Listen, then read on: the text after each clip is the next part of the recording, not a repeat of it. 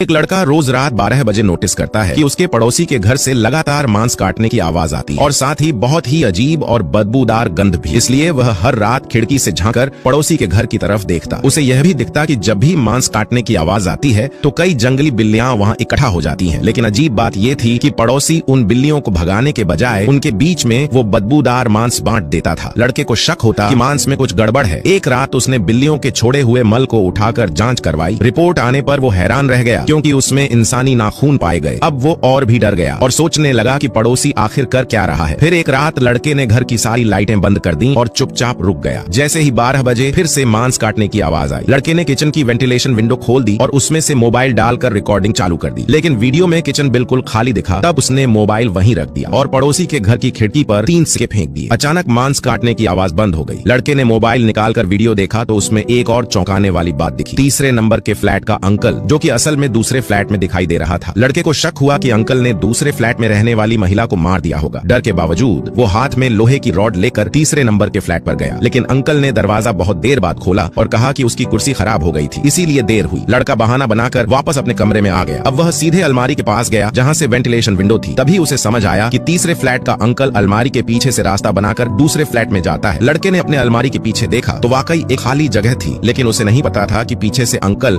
अब उसे मारने की तैयारी कर चुका है। लड़का समझदार था, उसने तुरंत रुकने का फैसला लिया। अगली सुबह लड़के ने ध्यान रखा कि अंकल कब कचरा फेंकने जाता है और फिर जाकर उसका कचरा चेक किया, लेकिन कुछ नहीं मिला। तब उसने खुद अलमारी के पीछे से दूसरे फ्लैट में घुसने की सोची। वह अंदर गया और हर चीज को ध्यान से देखने लगा। तभी वहां दूसरी फ्लैट वाली महिला सामने आ गई और उसके पीछे से अंकल भी आ गया। अब सच्चाई सामने आई। अंकल ने बताया कि कुछ महीने पहले एक बदमाश महिला के घर में घुस आया था। अंकल ने बचाने की कोशिश की, लेकिन गलती से महिला के मर चुके पति की अस्थियां गिर गईं। महिला ने